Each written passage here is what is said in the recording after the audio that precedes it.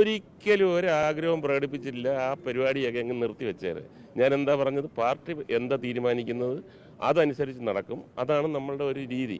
ഞാൻ സിനിമയിൽ ഒരു ചാൻസ് ഞാൻ ചോദിച്ചിട്ടില്ല, രാഷ്ട്രീയത്തിലൊരു ചാൻസ് ഞാൻ ചോദിച്ചിട്ടില്ല, എല്ലാം വ്യക്തമായിട്ട് പറഞ്ഞാണ്. ഇപ്പോൾ അങ്ങനെ ജയമോഹൻ സഖാവിനെയാണ് നിയമിക്കുന്നത് പിന്നെ സ്ഥാനാർത്ഥിയെങ്കിൽ പൂർണ്ണമായി അദ്ദേഹത്തിനോടൊപ്പം നമ്മൾ പ്രവർത്തിക്കുന്നു. എനിക്ക് ഏറ്റവും ഇഷ്ടപ്പെട്ട ഒരു നേതാവാണ്, തീർച്ചയായിട്ടും ജയിക്കുകയും ചെയ്യും. പിന്നെ എല്ലാവരും നിങ്ങളെ മറച്ചു വെക്കുന്ന ഒരു കാര്യം കൂടെ ഞാൻ പറയാം.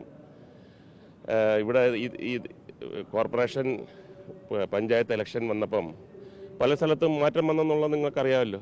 എന്നാൽ കൊല്ലം മണ്ഡലത്തിൽ 10,000 വോട്ടിൻ്റെ ഭൂരിപക്ഷം LDFിനുണ്ട്. ഒരുപാട് പേര് അത് മറച്ചു വെച്ചു. അപ്പം നമ്മൾ ഇറങ്ങിപ്പോകുമ്പം അഭിമാനത്തോടു കൂടി ഈ നമ്മളവിടെ ചെയ്ത നല്ല കാര്യങ്ങളും വികസന പ്രവർത്തനങ്ങളും കൊല്ലം മണ്ഡലത്തിലുള്ളവരെ അംഗീകരിച്ചു എന്നുള്ളതിൻ്റെയാണ് ഈ 10,000 വോട്ടിൻ്റെ ഭൂരിപക്ഷം.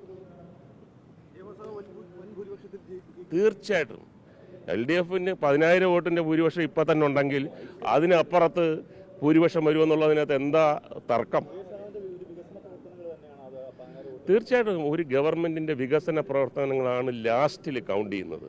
ജീവിത സൗകര്യങ്ങളും സന്തോഷകരമായിട്ടുള്ളൊരു ജീവിതം, ഹാർമണിയൊക്കെ ഉണ്ടായ ഒരു 10 കൊല്ലം എന്ന് പറഞ്ഞു കഴിഞ്ഞാൽ ചെറിയ കാര്യമല്ല. അത് തന്നെ കൗണ്ട് ചെയ്യും. അതുകൊണ്ട് തന്നെ LDF ശക്തമായി തിരിച്ചു വരുമല്ല, നിലനിൽക്കും. തീർച്ചയായിട്ടും വികസനം എന്ന് പറയുന്ന വികസനം കൂടി ഇല്ലെങ്കിലുള്ള സ്ഥിതി ഒന്നും ആലോചിക്കുക. വികസനം തന്നെയാണ് പ്രധാനം. അത് ആരും പറയുന്നില്ലല്ലോ, വികസനത്തിൻ്റെ കാര്യമേ പറയുന്നില്ലല്ലോ, വേറെ എന്തൊക്കെയോ പറഞ്ഞുകൊണ്ടിരിക്കുന്നു.